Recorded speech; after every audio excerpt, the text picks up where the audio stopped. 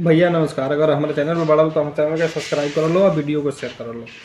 देखेलो ऐसे हंस के जान ले बका पूरा में कोस के।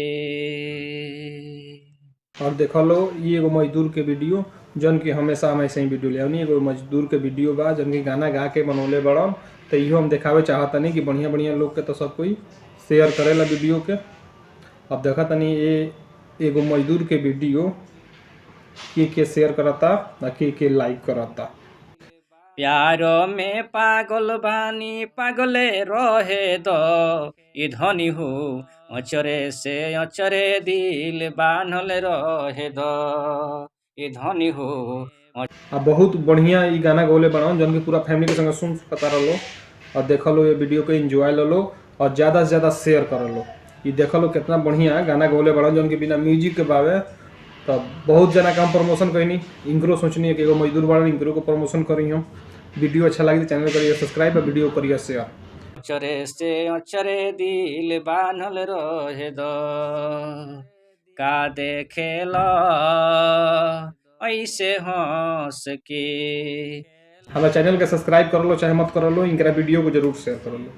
काहे से कि एगो ई मजदूर हुवन गावत रन गाना भोजपुरी में। अगर अच्छा लगी तो चैनल के सब्सक्राइब करी हलो चाहे मत करी हलो, लेकिन वीडियो को शेयर जरूर करी हलो। देखो लो कितना बढ़िया ये गाना बा। जान ले बका कोरा में कोस के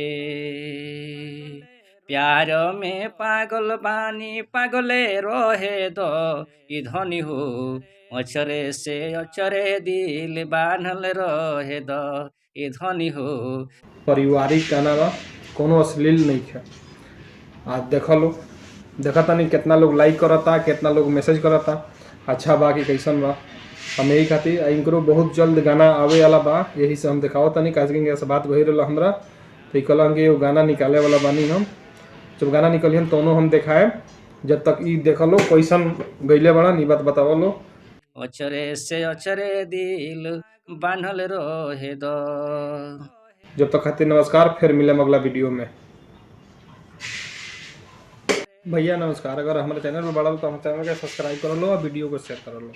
और देख लो ये एगो मजदूर के वीडियो जन की हमेशा हम ऐसे ही वीडियो ले आवनी। एगो मजदूर के वीडियो बा जन की गाना गा के बनौले बड़न, तो इहो हम देखावे चाहतनी कि बढ़िया बढ़िया लोग के तो सब कोई शेयर करेला वीडियो के।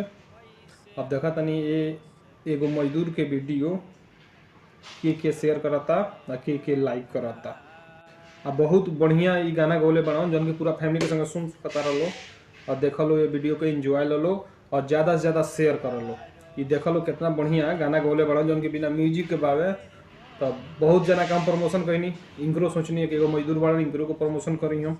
वीडियो अच्छा लगी तो चैनल करिए सब्सक्राइब और वीडियो करिए शेयर। हमारे चैनल के सब्सक्राइब कर लो चाहे मत कर लो, इनकरा वीडियो को जरूर शेयर कर लो।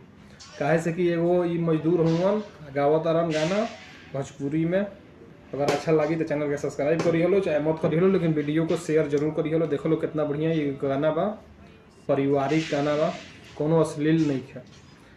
आज देख लो देखा तनी कितना लोग लाइक करता, कितना लोग मैसेज करता अच्छा बा कि कैसन बा।